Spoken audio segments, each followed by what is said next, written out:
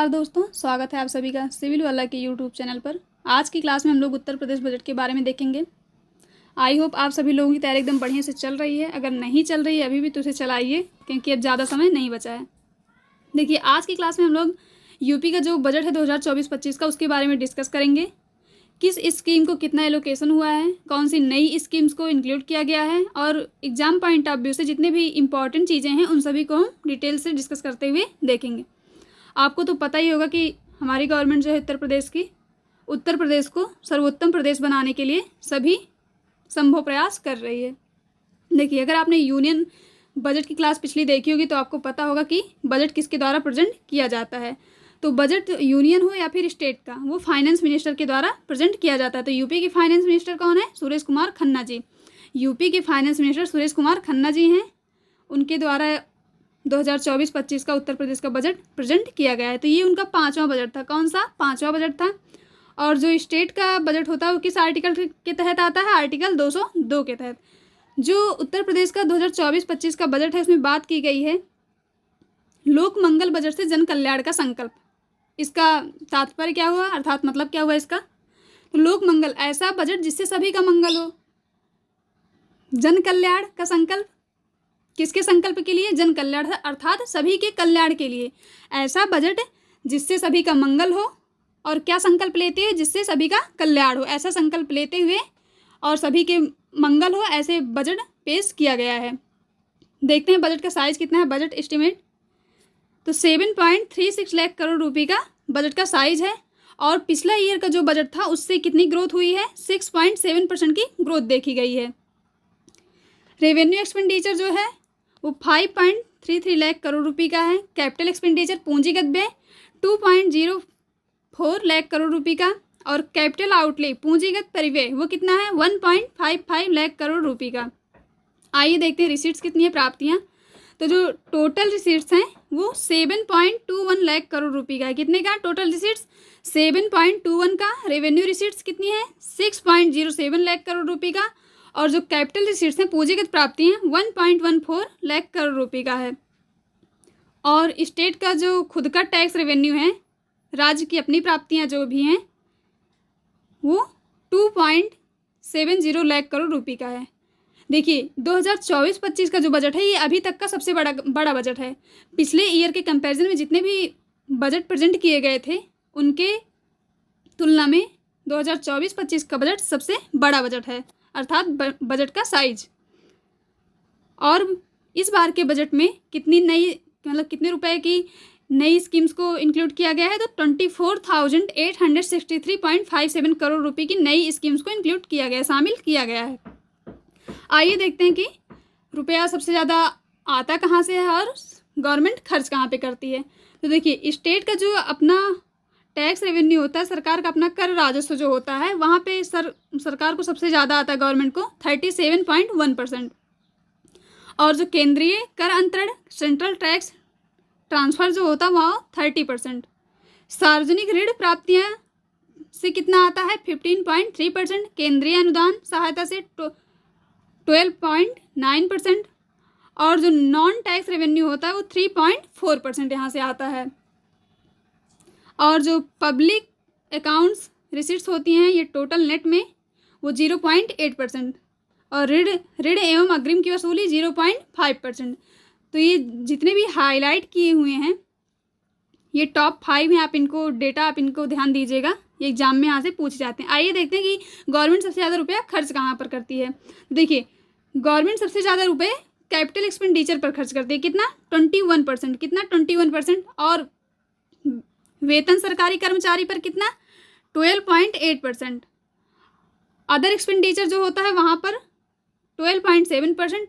और पेंशन पर और वेतन सहायता प्राप्त संस्थान कर्मचारी जो भी हैं वहाँ पर सरकार इक्वली खर्च करती है। कितना? 11.7%। ये देखिए, पेंशन पर और इतना यहाँ पर 11.7% गवर्नमेंट खर्च कर रही है। और सरकार से अनुदान प्राप्त जो भी होते हैं वहाँ पर कितना? 9% का। ब्याज भुगतान, डेट रीपेमेंट का कहाँ पर कितना? 7.3% का। कर्ज अदायगी जो भी है वहाँ पर 5.4%। सब्सिडी पर 3.8%। स्थानीय निकायों को अंश वितरण जो भी करती है गवर्नमेंट, वहाँ पर 3.3% खर्चा कर रही है। ऋण एवं अग्रिम का संवितरण जो भी है वहाँ पर 1.3% गवर्नमेंट खर्च कर रही है। देखिए पूंजीगत परिव्यय में जो भी वृद्धि होती है, इंक्रीज इन कैपिटल आउटले, वहाँ पर कितना है 6.19% का, कितना 6.19% का। राजस्व आधिक्य कितना है, ये जीएसडीपी के परसेंट में है 2.97%। और फिजिकल डेफिसिट राजकोषीय घाटा कितना है 3.46%। देखिए जो राजकोषीय फिजिकल डेफिसिट होना चाहिए वो एफआरबीएम एक्ट के तहत कितना होना चाहिए 3.5 के अंदर ही। एफआरबीएम एक्ट है physical responsibility and budget management act, इसके अकॉर्डिंग फिजिकल डेफिसिट 3.5% के अंदर ही होना चाहिए। तो हमारा फिजिकल डेफिसिट कितना है 3.46%, तो ये इसके अंदर ही है, तो इसके अकॉर्डिंग ये बिल्कुल सही है। जो भी ऋण है वो कितना है 32.7% का डेट है। आइए आगे देखते हैं।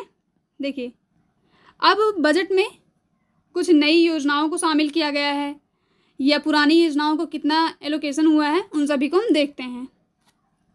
समावेशी विकास के लिए बजट, बजट किसके लिए होगा हमारा समावेशी विकास के लिए, और इसमें नई स्कीम्स को इंक्लूड किया गया है।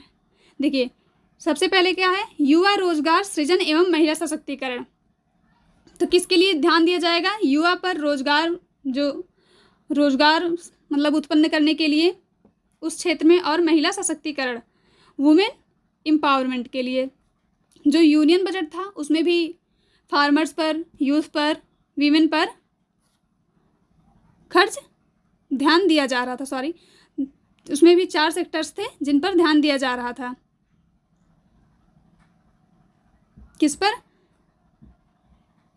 फार्मर्स जो भी हैं, यूथ है, और जो भी पुअर गरीब लोग हैं, और वीमेंस पर, इन 4 वर्गों पर ध्यान दिया जा रहा था यूनियन में, और यूपी के बजट में भी इन सभी लोगों पर ध्यान दिया जाएगा। देखिए पहला क्या है सीएम युवा उद्यमी विकास अभियान, क्या स्टार्ट किया जाएगा सीएम अर्थात मुख्यमंत्री युवा उद्यमी विकास अभियान स्टार्ट किया जाएगा। घरेलू एवं विदेश में रोजगार के अवसरों, घरेलू एवं विदेश में रोजगार के अवसरों हेतु युवाओं में क्षमता निर्माण अर्थात स्किल डेवलपमेंट एवं प्रशिक्षण के लिए रोजगार प्रोत्साहन कोष for capacity building and training of youth for domestic and overseas employment opportunities. तो जो भी युवा हैं उनके स्किल डेवलपमेंट के लिए और उनके ट्रेनिंग के लिए घरेलू एवं विदेश में रोजगार के अवसरों को सरकार प्रोवाइड करवाएगी। राष्ट्रीय फैशन प्रौद्योगिकी संस्थान की स्थापना ये कहाँ पर की जाएगी, ये ध्यान दीजिएगा आप लोग, ये वाराणसी में किया जाएगा निफ्ट का। Establishment of national institute of fashion technology, NIFT का कहाँ पे सरकार इस्टेब्लिशमेंट कर रही है, वाराणसी में। 2 मेगा सरकारी आईटीआई की स्थापना और 69 आईटीआई का उन्नयन किया जाएगा। 2 मेगा सरकारी आईटीआई की स्थापना की जाएगी और 69 को अपग्रेड किया जाएगा। Sports science and injury centre की स्थापना की जाएगी, ये नई स्कीम्स में इनको इंक्लूड किया गया, sports science and injury centre की स्थापना। और जो सीएम कन्या सुमंगला योजना है, मुख्यमंत्री कन्या सुमंगला योजना के अंतर्गत प्रावधानित राशि जो भी थी वो 15,000 रुपये से बढ़ाकर कितना कर दी गई है 25,000 रुपये। तो जो पिछली राशि थी उसको इन्हेंस किया गया है 15,000 से 25,000 रुपये, ये आप ध्यान दीजिएगा 15,000 से 25 रुपये किया गया है कन्या सुमंगला योजना को। आप ये बताइए कमेंट करके मुख्यमंत्री कन्या सुमंगला योजना कब प्रारंभ की गई थी। और जो भी वरिष्ठ नागरिक होंगे उनके कल्याण कोष का गठन किया जाएगा, अर्थात सीनियर सिटीजन जो होंगे उनके वेलफेयर के लिए एक कल्याण कोष का गठन किया जाएगा। दूसरा क्या है अवसंरचना विकास एवं औद्योगिकरण, इसके अंतर्गत क्या किया जाएगा, देखिए बुंदेलखंड औद्योगिक विकास प्राधिकरण बीडा का गठन। Formation of Bundelkhand industrial development authority, Bundelkhand में जो भी बुंदेलखंड का एरिया है वहाँ पर औद्योगिक विकास के लिए औद्योगिक विकास प्राधिकरण का गठन किया जाएगा। और फॉर्च्यून 500 कंपनियों के लिए एफडीआई नीति लाई जाएगी 2023, सेमीकंडक्टर नीति 2023, और आगरा लखनऊ एक्सप्रेसवे और पूर्वांचल एक्सप्रेसवे को लिंक करने के लिए कौन सा, ये आप ध्यान दीजिएगा, ऐसे स्टेटमेंट में आपसे पूछ सकता है। यहाँ पे आगरा लखनऊ एक्सप्रेस हटा करके कुछ और दे करके और पूर्वांचल एक्सप्रेस को लिंक करने के लिए आपको दे सकता है। तो यहाँ पर आपको ध्यान देना है कि आगरा लखनऊ एक्सप्रेसवे और पूर्वांचल लखनऊ एक्सप्रेसवे को लिंक करने के लिए 60 किलोमीटर का नया एक लिंक एक्सप्रेसवे बनाया जाएगा। किसको लिंक करने के लिए? आगरा लखनऊ एक्सप्रेसवे को और पूर्वांचल एक्सप्रेसवे को। कितने किलोमीटर का? तो 60 किलोमीटर का। कितने? 60 किलोमीटर का। ये आपको ध्यान देना है। देखिए, नगरीय क्षेत्रों में स्टार्म वाटर ड्रेनेज कार्यक्रम हेतु बजट का प्रावधान किया गया है। जो भी नगरीय क्षेत्र हैं वहाँ पर ड्रेनेज की सुविधा को सही करने के लिए बजट में उसका प्रावधान किया गया है।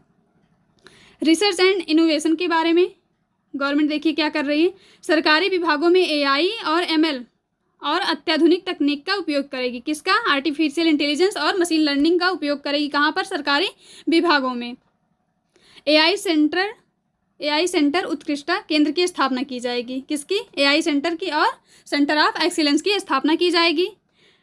और $1 ट्रिलियन लक्ष्य की प्राप्ति हेतु सांख्यिकीय प्रणालियों का सुदृढ़ीकरण एवं online data storage, cloud storage सुविधाओं की स्थापना की जाएगी। आप लोग कमेंट करके बताइए कि $1 ट्रिलियन का ये जो लक्ष्य है इसको सरकार को कब तक अचीव करना है। अगला क्या है? IIT कानपुर में 500 बिस्तर के कितने? ये डेटा आप ध्यान दीजिएगा। कहाँ पर? IIT कानपुर में। और ये भी यहाँ पे IIT मद्रास या फिर कोई भी दे सकता है। IIT कानपुर में 500 बिस्तर के सुपर स्पेशलिटी अस्पताल वाले school of medical research and technology की स्थापना की जाएगी। कहाँ पर? 500 बेड। और कहाँ पर? IIT कानपुर में। टूरिज्म एंड कल्चर पर देखिए, अयोध्या, काशी, मथुरा, वृंदावन, नैमिषारण्य, यहाँ सब पर क्या? थीम बेस्ड गवर्नमेंट क्या करेगी? थीम बेस्ड जो है सुविधाओं का विकास करेगी। कहाँ पर? अयोध्या, काशी, मथुरा, वृंदावन और नैमिषारण्य। प्रयागराज में कुंभ संग्रहालय की स्थापना की जाएगी। Establishment of Kumbh museum at Prayagraj. तो कुंभ संग्रहालय की स्थापना कहाँ की जाएगी? प्रयागराज में। विंध्यवासिनी धाम, देवी पाटन और नॉर्थ कॉरिडोर बरेली में, यहाँ पर भी थीम आधारित और स्थापना सुविधाओं का विकास किया जाएगा।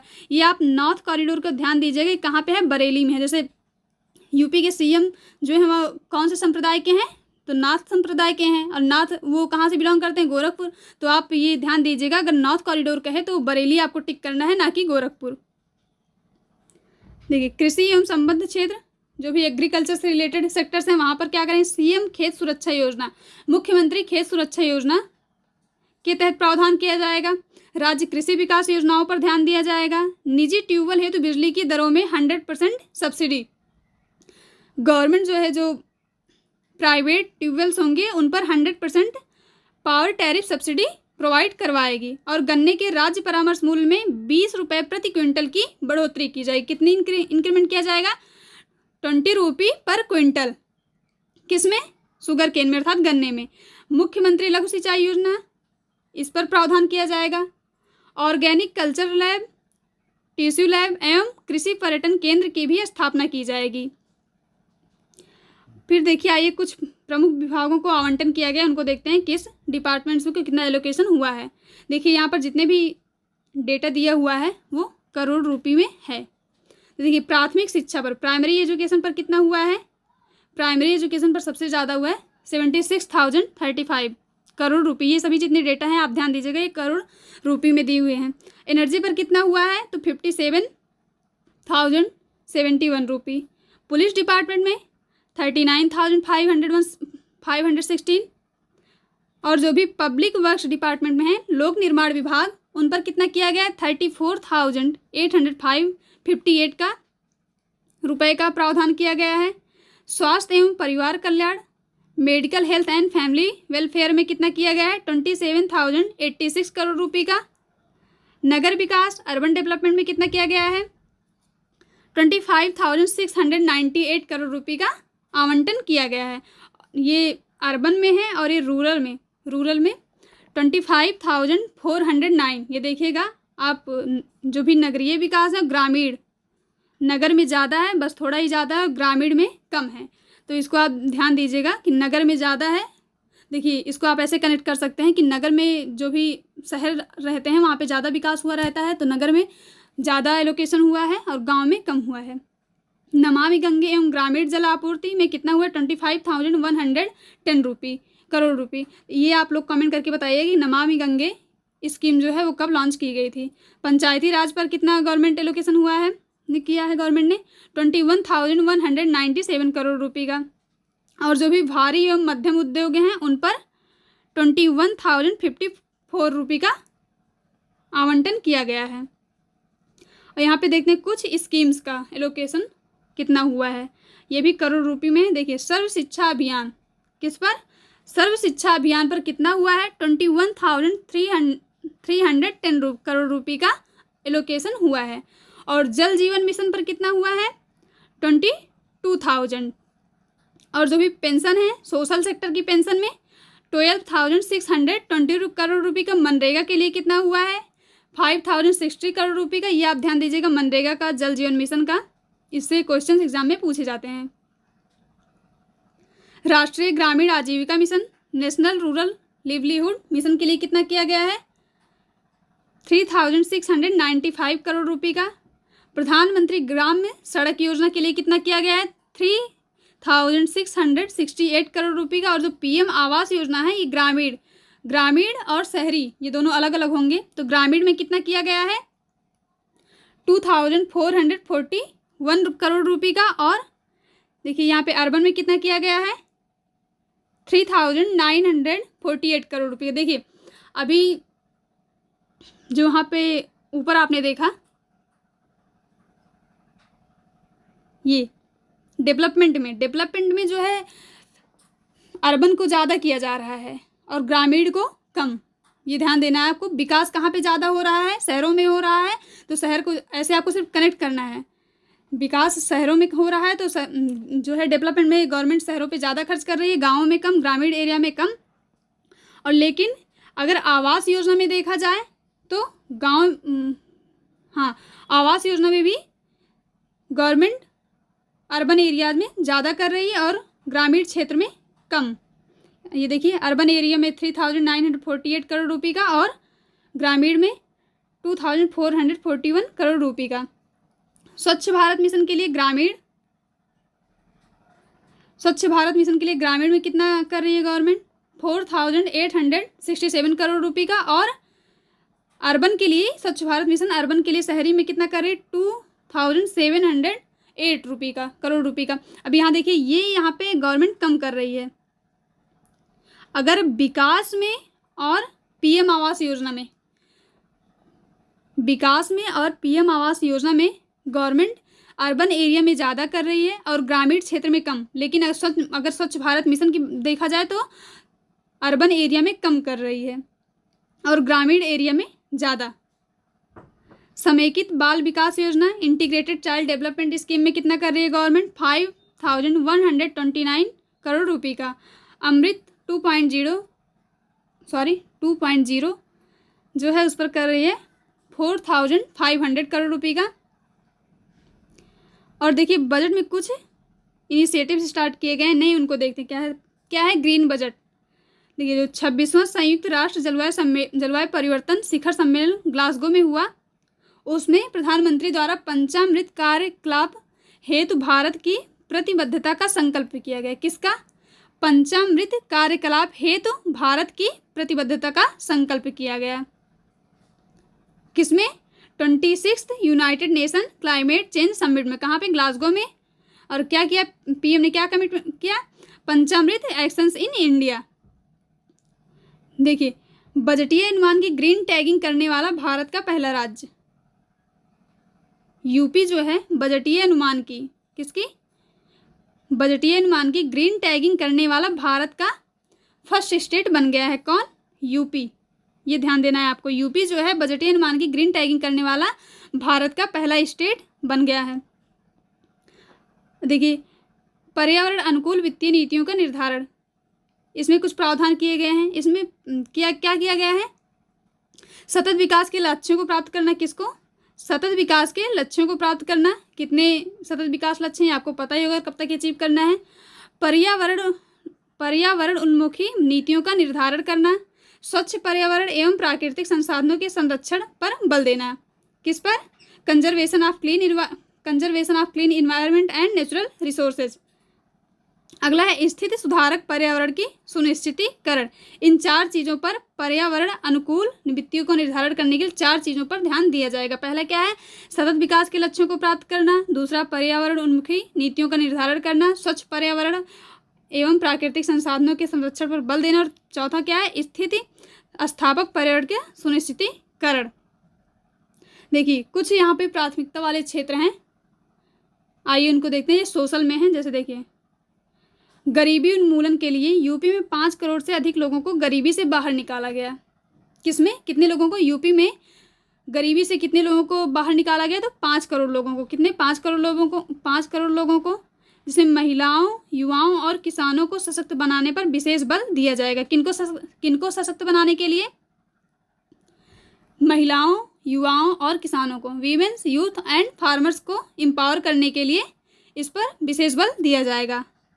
पिछले वर्ष 35 लाख से अधिक किसानों को दलहन और तिलहन किट का वितरण किया गया है। पल्सेज और ऑयल सीड में ये जो किट्स हैं, पल्सेज और oil seed kits distributed to 35+ lakh farmers in the past years. पिछले वर्ष में 35 लाख से अधिक किसानों को दलहन और तिलहन किट का वितरण किया गया। सीएम आवास योजना के अंतर्गत 2 लाख से अधिक आवास निर्मित किए गए। कितने? सीएम आवास योजना के अंडर में 2 लाख से अधिक आवास निर्मित किए गए। ये सभी चीज़ें, पॉइंट्स आप ध्यान दीजिएगा। देखिए 6.5 लाख व्यक्तियों को यूपी के कौशल विकास के तहत प्रशिक्षण किया गया। किसके? जो स्किल डेवलपमेंट मिशन है उसमें यूपी के तो 6.5 लाख व्यक्तियों को उसमें प्रशिक्षण किया गया, अर्थात ट्रेन किया गया।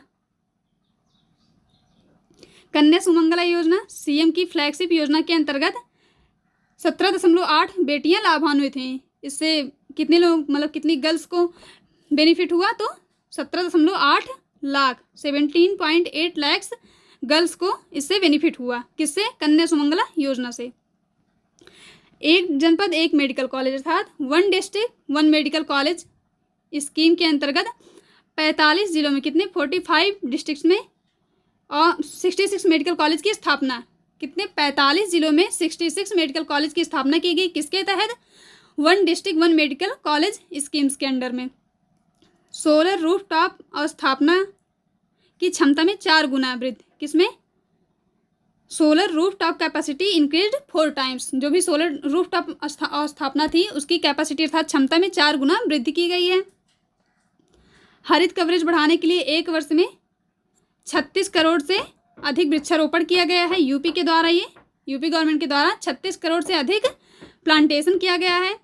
मुख्यमंत्री युवा स्वरोजगार योजना के तहत 1.80 लाख रोजगार स्वीकृत किए गए हैं। कितने?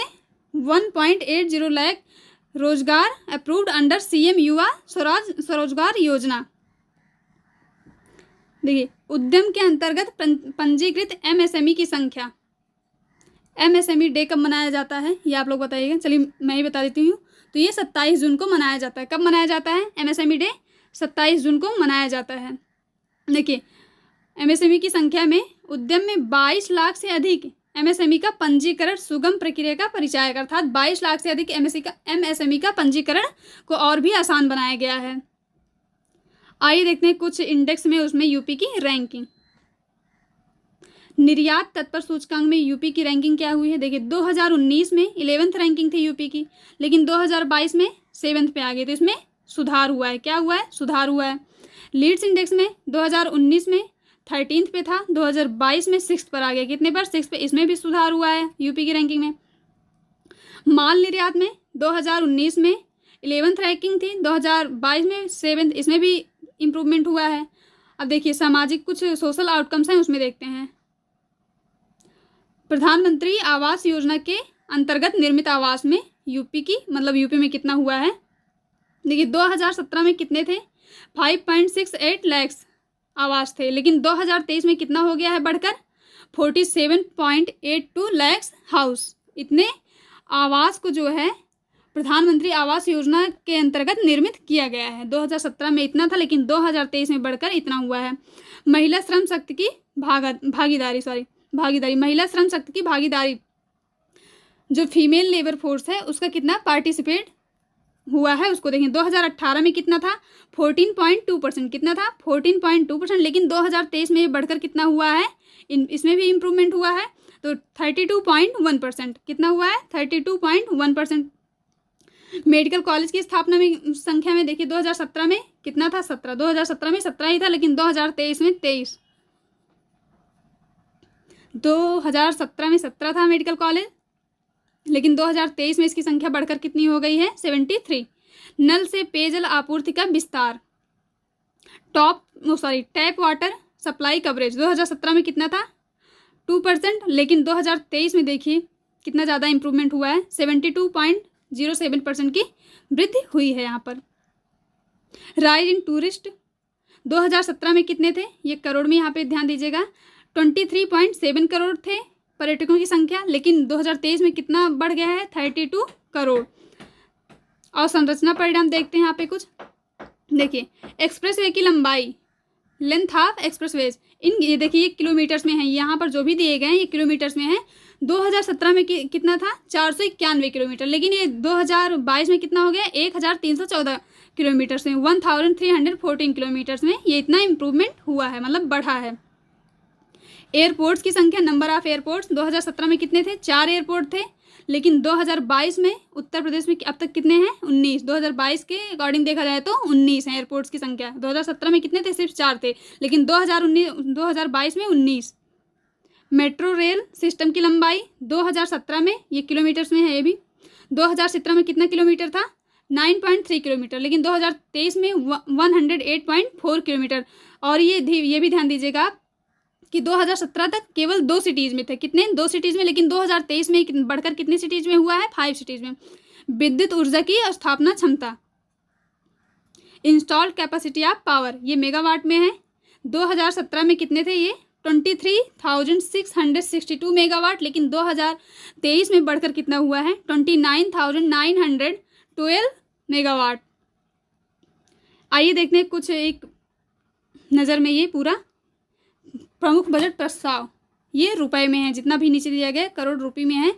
ये सभी जो भी यहाँ पर मिशन या फिर योजना या फिर जो भी है, यहाँ पर आपको पूरा ध्यान दीजिएगा, एक बार आप लोग पूरा ध्यान दीजिएगा, अच्छे से पढ़िएगा, यहाँ से प्रश्न जरूर पूछे जाते हैं।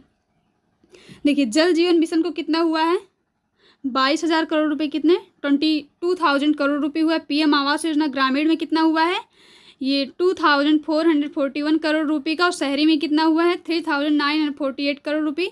राष्ट्रीय ग्रामीण स्वास्थ्य मिशन में कितना हुआ है, किसमें, राष्ट्रीय ग्रामीण स्वास्थ्य मिशन में 7,350 करोड़ रुपए का। वाराणसी मेडिकल कॉलेज की स्थापना के लिए कितना किया जा रहा है, तो 400 करोड़ रुपए का प्रावधान किया जा रहा है। सर्व शिक्षा अभियान के लिए 21,310 करोड़ रुपए का। PM Ayushman Bharat health infrastructure mission योजना के तहत कितना किया गया है, 952 करोड़ रुपए का। आयुष्मान भारत मुख्यमंत्री जन आरोग्य अभियान, इसके तहत कितना किया गया है, 300 करोड़ रुपए का। पीएम मातृ वंदना योजना के लिए 322 करोड़ रुपए का। नहर या फिर सरकारी नलकूप जो भी होंगे उनके लिए कितना किया गया, 1100 करोड़ रुपए का। मुख्यमंत्री लघु सिंचाई योजना के लिए कितना किया गया है, 1020 करोड़ रुपए का। जेवर इंटरनेशनल एयरपोर्ट, किसके, जेवर इंटरनेशनल एयरपोर्ट के लिए कितना किया गया है, 1150 करोड़ रुपए, कितना किया गया है, 1150 या फिर 1150 करोड़ रुपए का प्रावधान किया गया है। देखिए जो जेवर में ये इंटरनेशनल एयरपोर्ट बन रहा है, इसके बन जाने पर यूपी में 5 अंतर्राष्ट्रीय अर्थात इंटरनेशनल एयरपोर्ट्स वाला ये पहला राज्य बन जाएगा। कितना, 5 इंटरनेशनल एयरपोर्ट्स वाला पहला राज्य यूपी बन जाएगा। कब, जब ये जेवर वाला कंप्लीट हो जाएगा तब। महर्षि वाल्मीकि इंटरनेशनल एयरपोर्ट के लिए कितना, 150 करोड़ रुपए का। और पीएम कुसुम के लिए 100 करोड़ रुपए का। उत्तर प्रदेश राज्य जैव ऊर्जा नीति 2022 के लिए 60 करोड़। कानपुर मेट्रो के लिए 395 करोड़ रुपए का प्रावधान किया गया। आगरा मेट्रो के लिए 346 करोड़ रुपए का किया गया है। और अयोध्या विकास के लिए कितना किया गया है? अयोध्या विकास के लिए 100 करोड़ रुपए का प्रावधान किया गया है। अर्बन फ्लड के लिए, जो शहरी बाढ़ के लिए कितना किया गया? शहरों में जो बाढ़ आते हैं उनके लिए 1000 करोड़ रुपए का। पूर्वांचल विकास निधि के लिए कितना किया गया है? 575 करोड़ रुपए का प्रावधान। बुंदेलखंड विकास निधि के लिए 425 करोड़ रुपए का। और जो भी दिव्यांग पेंशन योजना होगी उनके लिए 1170 करोड़ रुपए का। कुकरेल वन या फिर सफारी पार्क 50 करोड़ रुपए का।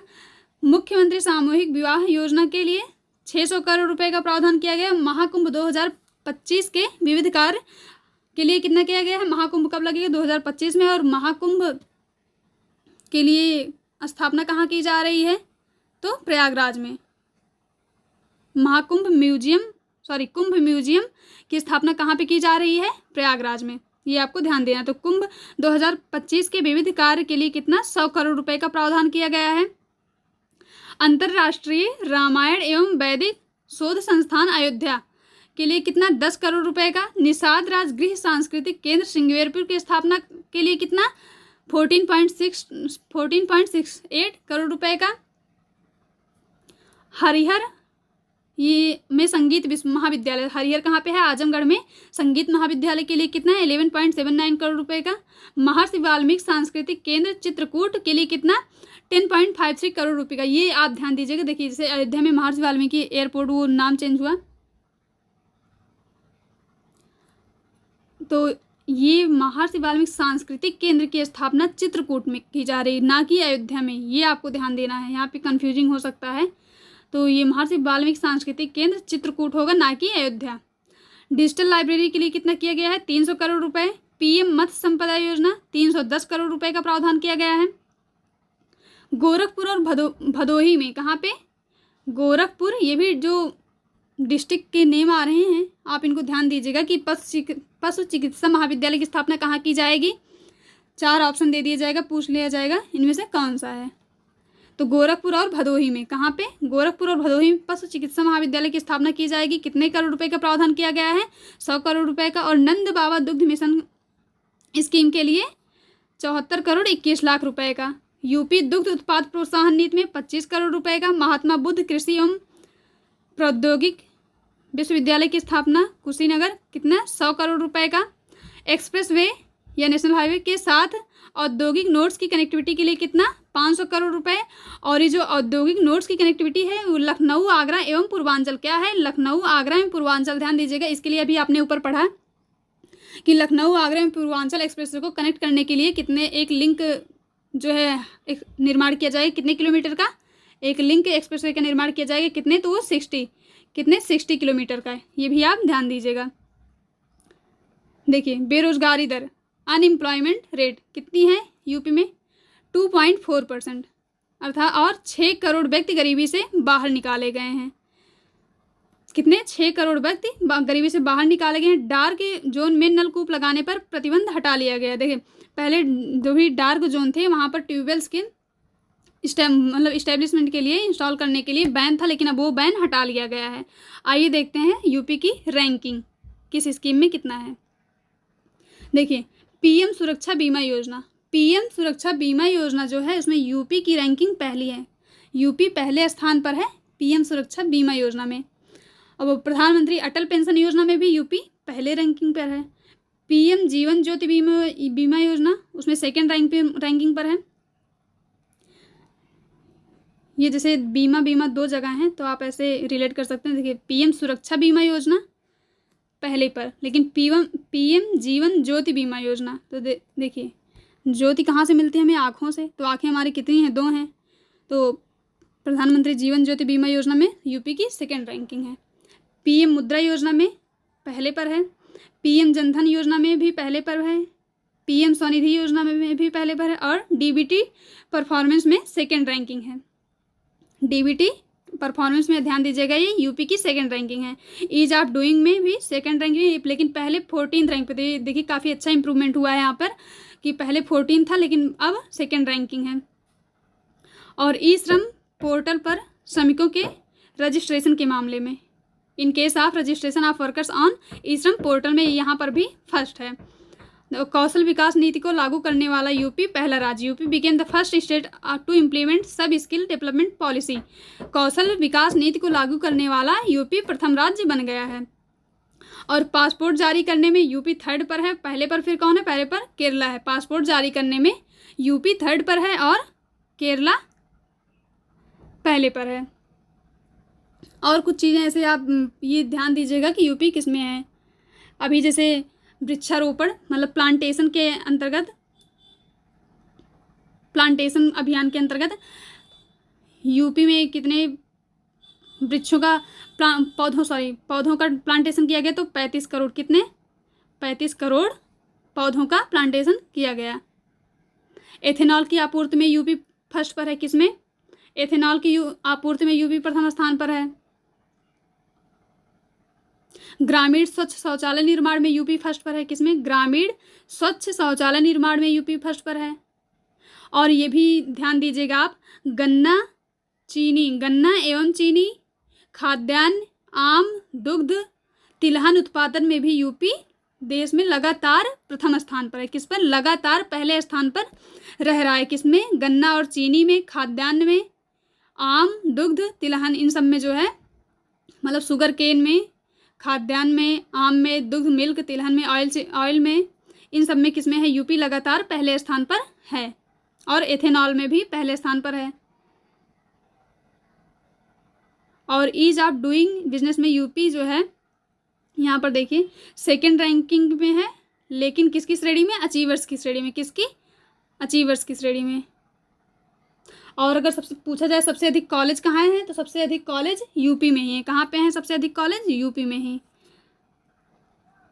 इसमें आपने अब तक पढ़ा यूपी बजट 2024-25 का जितने भी इम्पॉर्टेंट मतलब चीज़ें थी जो भी एग्जाम में पूछा जा सकता है उन सभी को कवर किया गया है। अगर आपकी तैयारी भी लग रहा है कुछ कमी है तो ये देखिए हमारे द्वारा कुछ नोट्स प्रोवाइड किए जाते हैं। ये टॉपर्स के द्वारा ये सभी नोट्स बनाए गए हैं। तो अगर आपकी तैयारी थोड़ा बहुत भी कमी लग रही है तो आप इनको एक बार देखकर अपनी तैयारी को इन्हेंस कर सकते हैं। और अभी एक बैच स्टार्ट किया गया है हमारे द्वारा करंट अफेयर्स का प्रीमियम बैच। अगर इसमें आपका करंट अफेयर सेक्शन नहीं तैयार है, आपको पता ही होगा करंट अफेयर सेक्शन सबसे ज़्यादा इम्पॉर्टेंट रोल प्ले करता है, तो अगर करंट अफेयर्स आपका नहीं सही है तो आप उसको ये बैच ज्वाइन करके अपनी तैयारी को और इम्प्रूव कर सकते हैं। आपको ये आज की क्लास कैसी लगी देखिएगा और बताइएगा ज़रूर। और अगर आपको कोई भी क्वेश्चन हो तो आप कमेंट सेक्शन में पूछ सकते हैं।